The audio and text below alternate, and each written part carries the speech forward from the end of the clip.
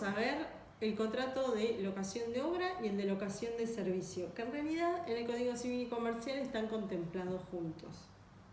Lo primero que vamos a ver es que existen dos partes, como en todos los contratos, una parte llamada locadora y la otra parte llamada locataria.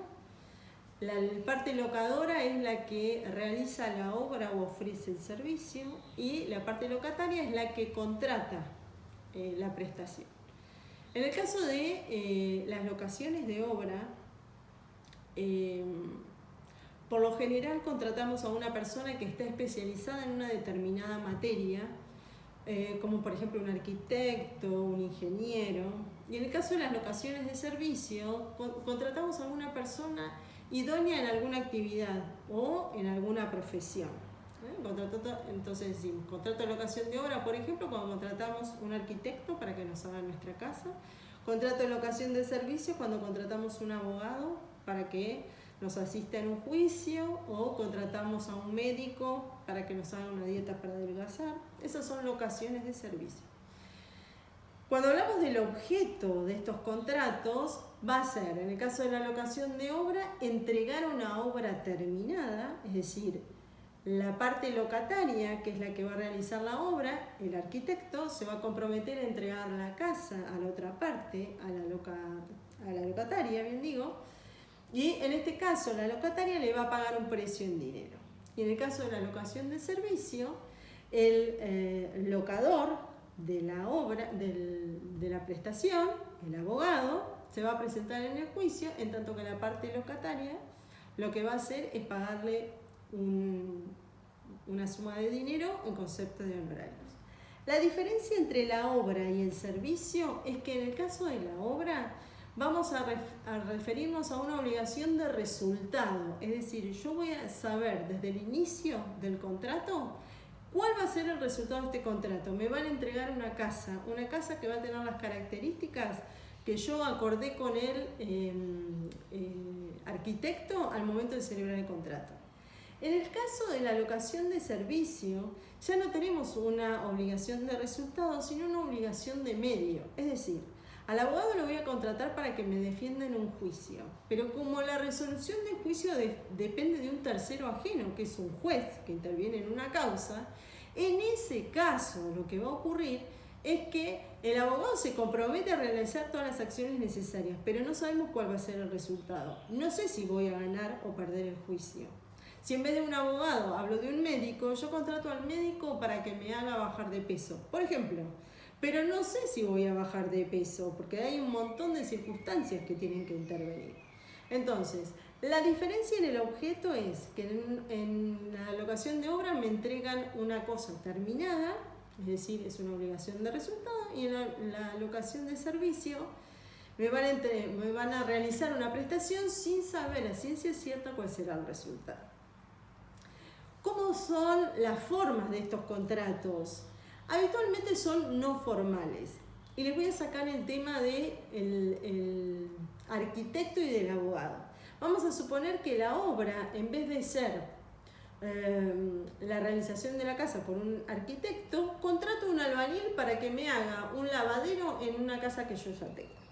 En ese caso es una locación de obra, ya no es un profesional habilitado. Y este tipo de obras se realizan verbalmente. Yo contrato el albañil, digo cuánto vamos a pagarle, él acepta las condiciones y se quedó configurado el contrato. Y en el contrato de locación de servicio informal, puede ser el caso del jardinero que corta el césped en tu casa. Es decir, yo lo contrato para que me realice una prestación todos los meses, que va a ser cortar el pasto, pero en ese caso ni siquiera lo instrumentamos por escrito. Es más, es tan informal que habitualmente los pagos se realizan dejando el dinero de la prestación debajo del felpudo de la entrada de la casa, es decir, ni siquiera tenemos un contacto personal.